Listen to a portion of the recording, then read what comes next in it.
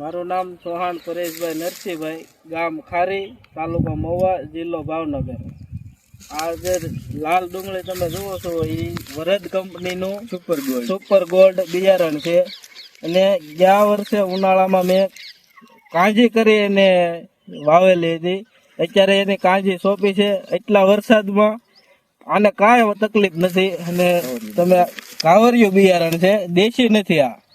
આ તમે જોઈ લો, ક્વોલિટી લોદરમાં હાવ હાઈટમાં ટૂંકી, એકદમ કમ્પ્લીટ બિયારણ છે.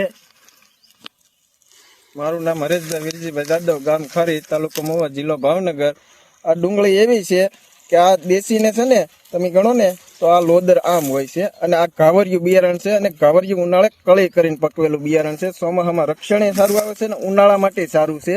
અને ગુણવત્તા વાળી વેરાયટી છે. લોદર જોઈ શકો છો તમે. વરસાદમાં જ સોંપેલી છે, છતાં આને કાંઈ તકલીફ નથી. એમ દેશી હોય તો રહી એની નહીં. મારું નામ દિલીપભાઈ બાલુભાઈ શિયાળ, ગામ ખારી, તાલુકો મહુવા, જિલ્લો ભાવનગર. હવે આ ભાઈએ ઘાવરિયું બિયારણની કળી કરીને કરેલી હતું. હવે એ અમે જોવા એવા હતી રીતે કમ્પ્લીટ દાડો સાઈઝ બાઈઝ હતું કમ્પ્લીટ છે. લોદર હાવ ગળી ગયેલું. અને ક્વોલિટી એક નંબર છે. લોદર હાવ હાઈટમાં ટૂંકું આવે, એકદમ પરફેક્ટ બિયારણ. એમ લોદર જો ગળી ગયેલું છે, હાવ ગળી ગયેલું લોદર. બાકી કાંજીમાં જાજો ભાગ આવું લોદર થાય નહીં, આ રીતે જાડું રહે એવું નથી. આમાં એકદમ રોપની અને કાંજીની તમને ખબર ન પડે એમ, એવી રીતે આ બિયારણ છે.